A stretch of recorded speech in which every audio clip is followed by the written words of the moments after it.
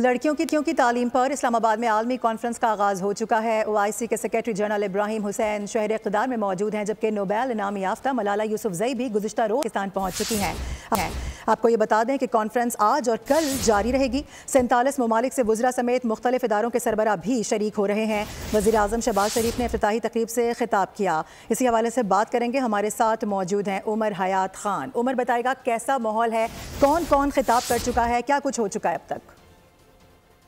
इस आलमी कॉन्फ्रेंस में आलमी रहनुमा जो है वो शिरकत करेंगे। कॉन्फ्रेंस में शिरकत के लिए आलमी रहनुमाओं की आमद का सिलसिला जो है वो जारी है।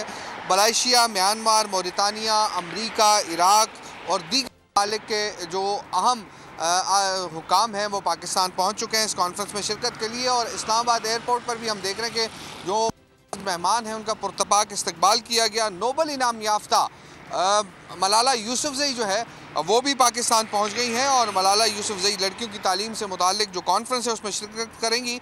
और अमेरिका से नुमाइंदे खुसूसी का दौरा पाकिस्तान भी है और इसके साथ साथ म्यांमार के वफ़द की भी इस्लामाबाद आमद है। ख़ास तौर पर मुसलमान माशरों में जो ख़वातीन की या लड़कियों की तालीम के हवाले से जो चैलेंजेस हैं उन पे इस कॉन्फ्रेंस में 2 रोज़ा कॉन्फ्रेंस में गुफ्तगू होगी और जो एक्सपर्ट्स हैं वो अपनी राय का इजहार भी करेंगे। और दूसरी जानिब जो आलमी रहनुमा हैं वो आलमी रहनुमा उन चैलेंजेस के हवाले से उनके ममालिक में क्या चैलेंजेस हैं उस हवाले से भी जो है तफसीलात के लिए सब्सक्राइब करें और बेल दबाएं ताकि कोई खबर रह न जाए।